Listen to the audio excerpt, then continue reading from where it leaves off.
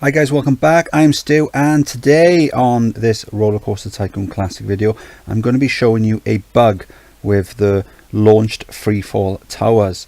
So this first one here, the blue one, this is one I saved after creating it on extreme heights where the guests required intense rides, and on that one I set it to upward launch mode. So then I saved it. It's almost full height. I saved it, then brought it in and set it to downward launch mode, and then when I tested it the intensity came back very high, which was strange because I've used Freefall Towers set to downward launch, set them to full height, and the intensities always come back quite low. So that was odd. So what I did then is I created one brand new, tested that, and the intensity came back 7. Good excitement. So the first one, the reason the excitement's down 3.78 is because after it goes over 10 it gets a penalty to the excitement. So I scratched my head for a bit and I looked at it, and the only thing I could find that was different is if you go close the ride and go in to upward launch again, you've got the launch speed set to 74 on the one that was brand new. Upward launch set to 38.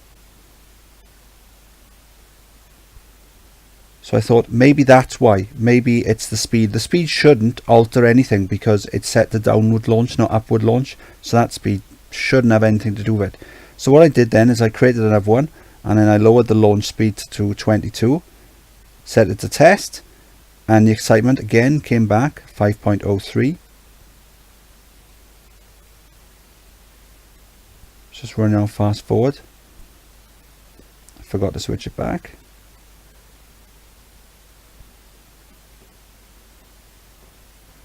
So that one there, 5.03. And then what I did then on this one, I created one that was maximum height. So these ones, they're almost maximum. You can just see there. It's only a little bit higher.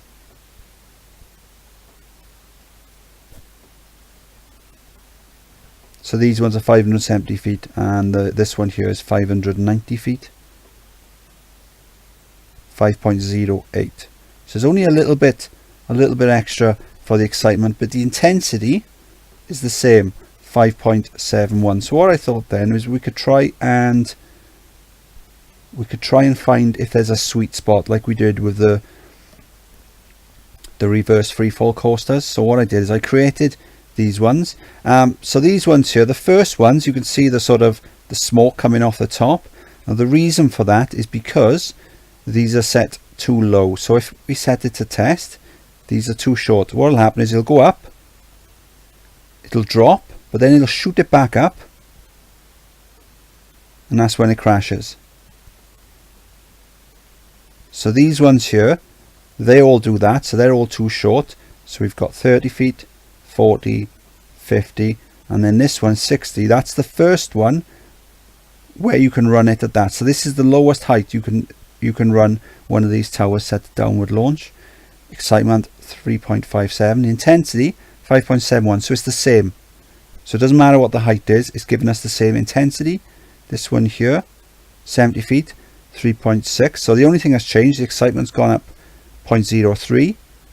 This one here, 80 feet, 3.62. so the excitement is increasing by around 2 to 3. So I'm thinking it's got to be somewhere between 2 and 3, and there must be some sort of rounding taking place.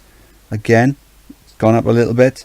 So this one here is 100 feet. So I've marked it with the little red band to show it's 100 feet, 3.68. This one here, 200 feet, 2 red bands, 3.97, 3 red bands, 4.25, 4.54, and then this one again, maximum height 5.9.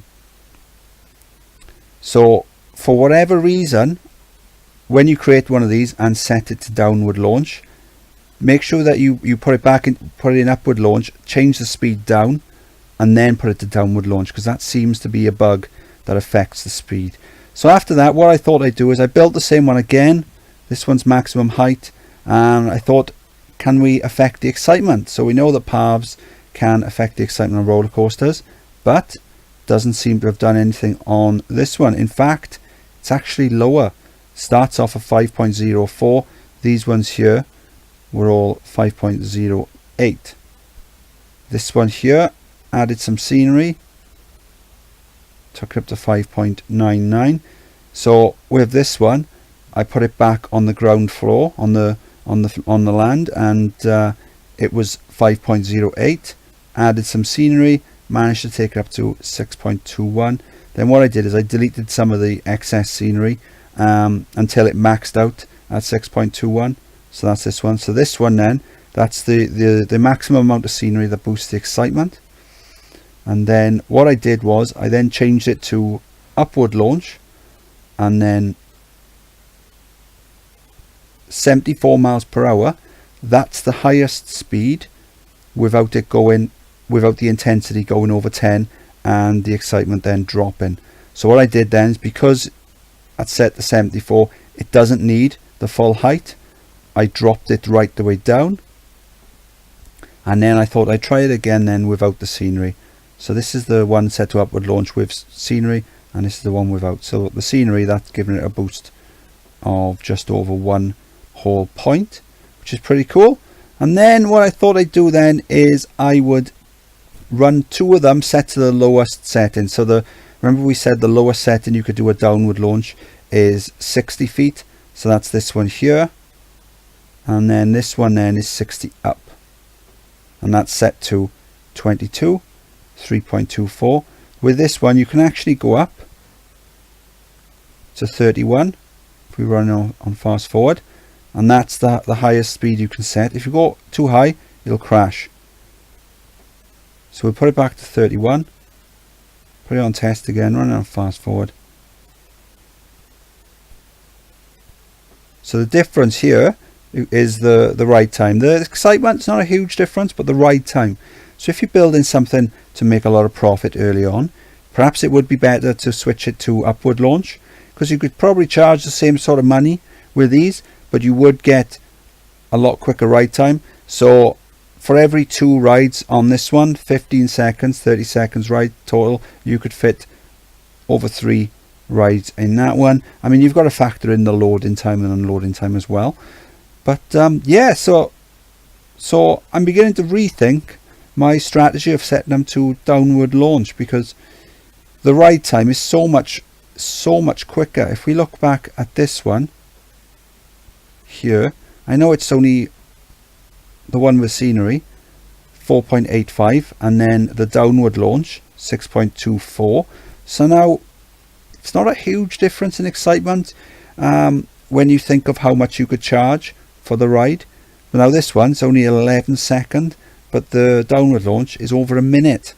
So I'm starting to wonder whether my my decision to usually put them to downward launch is the right one. So what I thought I'd do is I'd test it a bit more, and I'd load up my test park and then run a few of these and just see how much money we could make from them.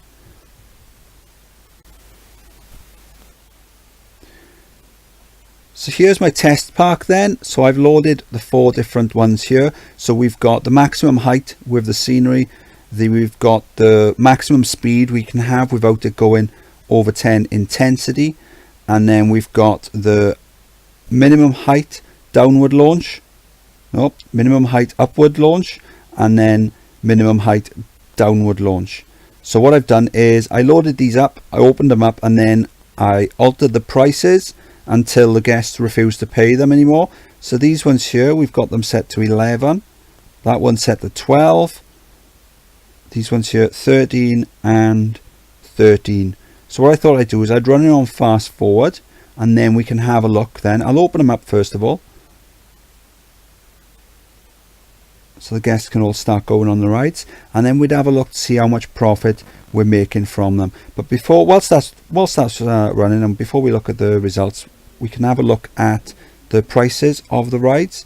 So let's have a look then. So here's this one here, that's the upward launch that we've got. So that's only 2,000. Then we've got the maximum height, so that's 3,829. And then let's have a look at the minimum height ones. So here's the minimum height then. That's only £300. Bargain. Right, let's run it on fast forward then. So we've got a constant stream of guests going on.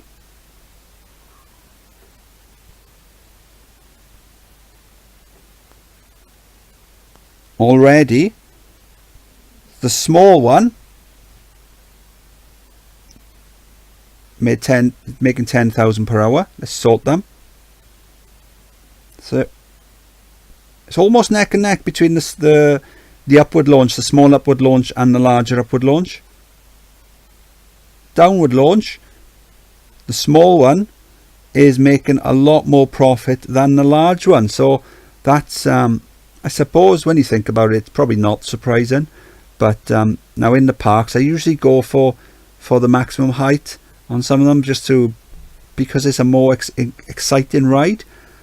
But I think in hindsight now, looking at these stats, it would be better to place the smaller ones, the 60 feet ones, down, get them earning a lot of money, and then later in the game, when we've got tons of cash, either replace them with the larger ones, extend them, or just add a second one that's a lot larger.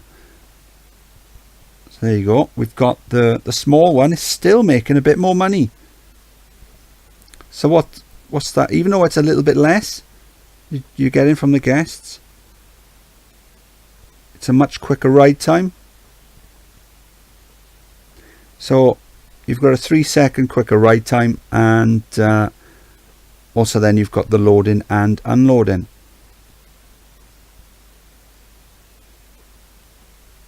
So now eventually, there you go, the larger one, still neck and neck, this sort of jockeying for position. It's just pulling ahead and then the other one pulls back. But at some point the guests will stop paying these prices for the rides. They might be paying these prices in this park now because I might have given the guests in this park more money than normal. In a normal park they might not pay this much, but you could still probably charge 10 for these rides, and after they stop paying that, you could probably drop it to 5, and then maybe a little lower then if they stop paying that. But well, there you go. The larger one is now starting to pull ahead. No, it's neck and neck for the hour. But if we look at the actual ride itself, again, pretty much neck and neck as well. So these are the upward launch here. Let's have a look at the downward launch.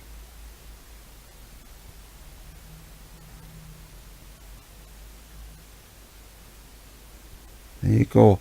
So the large one really isn't worth the money, especially not first thing in the game. If you're playing a park value scenario, it probably would be worthwhile because it's a much larger ride. It'll earn you more park value. But early on in the game, if you're going to go downward launch, because it's less intensity, so you're going to get you won't need as many cleaners, then it's definitely worth just doing the 60 feet up or down. It doesn't really make a huge difference, but at the 60 feet the upward launch is more exciting. So it's a bit of an eye-opener for me. I'm glad I did this, because usually I was just going for the downward launch all the time, but now I've sort of sat down and played about with these. I can see that the upward launch are a lot more exciting and a lot more profitable, and at the smallest heights they are more exciting, and the intensity is even a little lower as well. So that is interesting. So one final look then at the profit. Oh, there you go. They've stopped paying.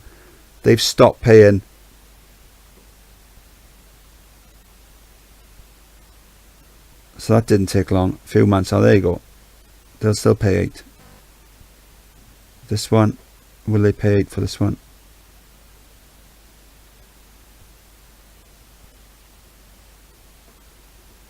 Again, they've stopped paying for these ones now.